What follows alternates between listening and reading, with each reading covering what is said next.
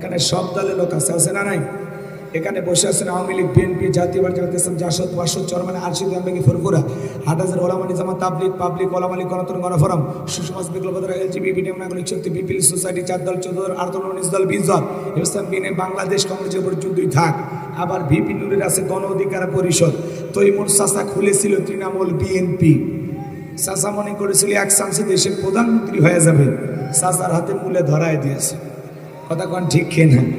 ওই চাচারও 2-4 জন ভক্ত এলাকায় থাকতে পারে, কথা কন ঠিক কিনা?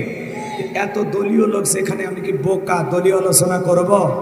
এই দিক থেকে যদি একটা দলের লোক গুতা মারে, ওই দিক থেকে আর একটা দলের লোক থানায় টেলিফোন করে, আমি হুজুরের অবস্থা ভালো না খারাপ?